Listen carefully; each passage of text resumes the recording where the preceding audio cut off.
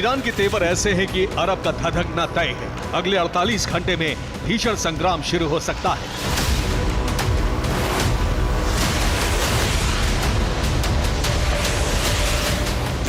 Iran Israel के टकराव कभी भी परमाणु युद्ध में बदल सकता है और इसके लिए ईरान उसी प्लान पर काम कर रहा है।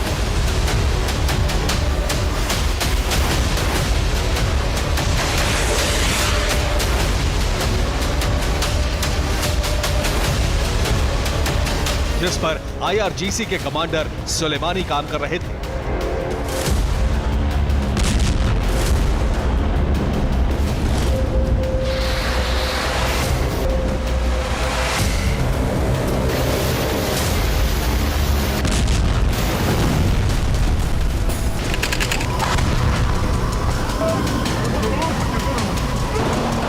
कासिम सुलेमानी ने ईरान की प्रॉक्सी सेना तैयार की जो गुरिल्ला वॉर में माहिर थे। इराक सीरिया में सुलेमानी ने कई अटैक कराए जिसमें अमेरिकी दूतावास भी शामिल थे।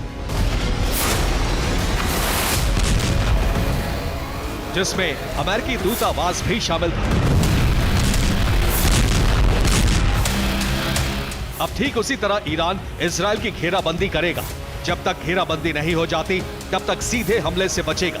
इसके लिए उसने 4 ईरानी प्रॉक्सी को घेराबंदी के लिए कहा है। हमास को गाजा की तरफ से, हिजबुल्लाह को लेबनान की तरफ से, कतैब हिजबुल्लाह को सीरिया की तरफ से और हूती को लाल सागर की तरफ से हमला करने का फरमान जारी कर दिया है।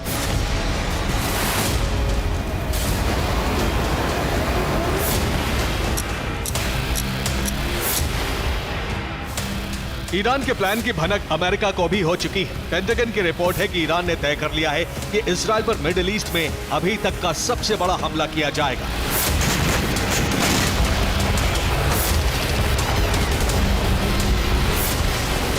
और ऐसा अगले 24 से 48 घंटे में हो सकता है।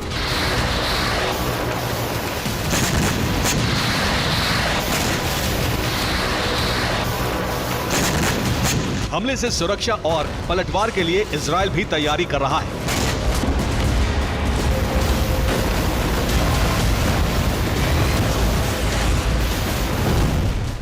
यूएस सेंट्रल कमांड फोर्सेस के चीफ इजराइल जा पहुंचे हैं। ईरान के खिलाफ हमले का ब्लूप्रिंट बनाने में इजराइल को इनपुट दे रहे हैं।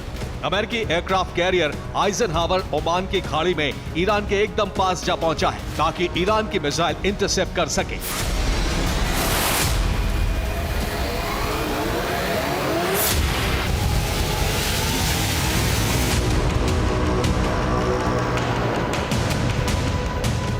इजराइल ने बड़े शहरों के अलावा सभी एयर और नेवल बेस पर हाई अलर्ट जारी कर दिया है। इस बीच अमेरिकी दूतावास ने अपने नागरिकों को चेतावनी जारी कर दी है।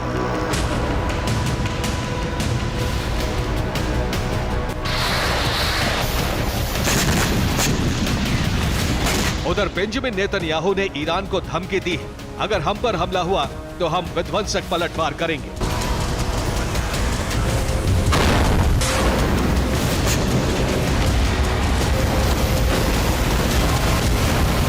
नेतन्याहू का कहना है कि इजराइल सुरक्षा और आक्रमण दोनों में माहिर है। उनके पास मोसाद जैसी खुफिया एजेंसी है, लेकिन नेतन्याहू को यह नहीं भूलना चाहिए कि 7 अक्टूबर जैसा विध्वंसक हमला भी इजराइल पर ही हुआ था और जिस हमास का खात्मा इजराइल अभी तक नहीं कर पाया उसके पीछे ईरान का ही हाथ है, जबकि अब ईरान खुद इजराइल पर बड़ा हमला करने की धमकी दे रहा है।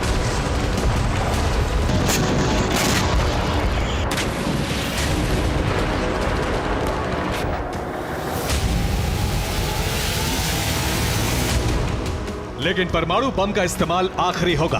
वैसे अभी तक सिर्फ अंदेशा है कि ईरान ने न्यूक्लियर बम बना लिए हैं।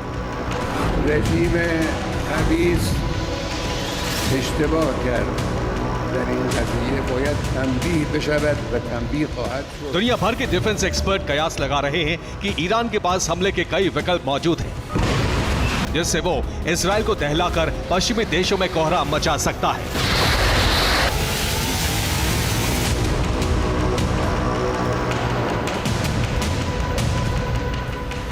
लेकिन इस दफा हिजबुल्लाह को हमले का जिम्मा दिया जा सकता है। यानी जब इजराइल कई मोर्चों पर उलझा होगा उस वक्त हिजबुल्लाह के लड़ाके 7 अक्टूबर जैसा हमला करने के लिए इजराइल में लेबनान और गोलन हाइट्स की तरफ से घुसकर तबाही मचा सकते हैं।